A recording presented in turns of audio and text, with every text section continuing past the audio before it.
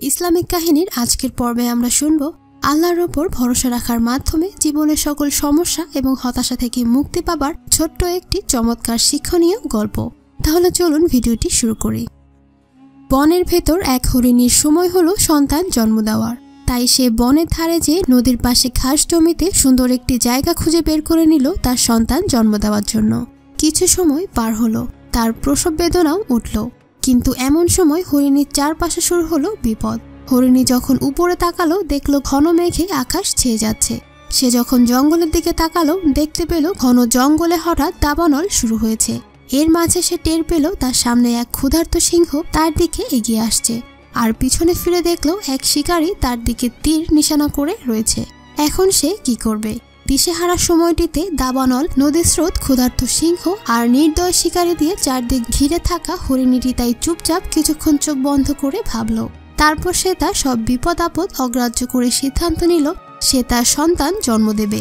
বিপদ আপদ যাই ঘটে ঘটুক, সেটির দায়িত্ব সে বিশ্বাসী মনে চোখ বুজে আল্লাহর হাতে ছেড়ে দিল, এবং সাথে সাথেই আল্লাহর রহমত তার উপর বর্ষণ করতে শুরু করলো। কালো মেঘে ঢাকা আকাশে তুমুল ঝড় বৃষ্টি শুরু হলো।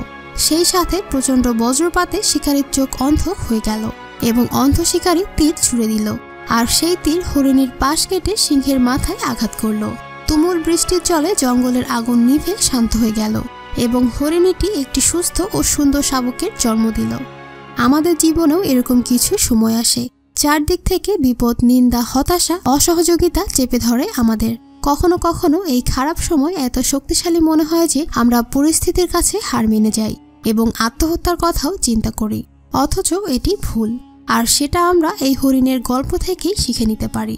যখন হরিণীটির চারপাশে এত বিপদ ছিল, তবু জীবন মৃত্যু যাই আসুক সে বিপদের আশঙ্কায় নিজের লক্ষ্য থেকে এক বিন্দু সরে যায়নি। সে তার কাজ অর্থাৎ সন্তান জন্ম দেওয়াতেই নিজের সব মনোযোগ দিয়েছে, আর তখন বাকি সব বিপদ আপদ আল্লাহ নিজেই সমাধান করে দিয়েছে। ভিউয়ার্স, যখন হতাশা গ্রাস করে, নিজের উপর বিশ্বাস উঠে যায়, তখনও আল্লাহর উপর অগাধ বিশ্বাস রাখবেন, জীবনের লক্ষ্যে স্থির থাকবেন, আর কখনো লক্ষ্য থেকে এক বিন্দু পিছুপা হবেন না। মনে রাখবেন, আপনি যত বড় ঝড়ের মাঝেই থাকুন, যত নিঃসঙ্গই আপনি নিজেকে ভাবুন না কেন, সৃষ্টিকর্তা কখনো আপনাকে ছেড়ে যাননি, সর্বদা আপনার কাছেই আছেন। মনে রাখবেন, সৃষ্টিকর্তা কখনো ঘুমান না এবং কোনো নিদ্রাও তাকে স্পর্শ করে না। সবসময় তিনি আপনাকে দেখছেন এবং আপনার কোনো প্রার্থনা তিনি অপূর্ণ রাখবেন না। আশা করছি আমাদের ভিডিওটি আপনাদের ভালো লেগেছে। ভিডিওটি ভালো লেগে থাকলে লাইক, কমেন্ট অ্যান্ড শেয়ার করুন, এবং ভবিষ্যতে এরকম আরও ভিডিও পেতে আমাদের চ্যানেলটি সাবস্ক্রাইব করে আমাদের সাথেই থাকুন। ভিডিওটি দেখার জন্য অসংখ্য ধন্যবাদ।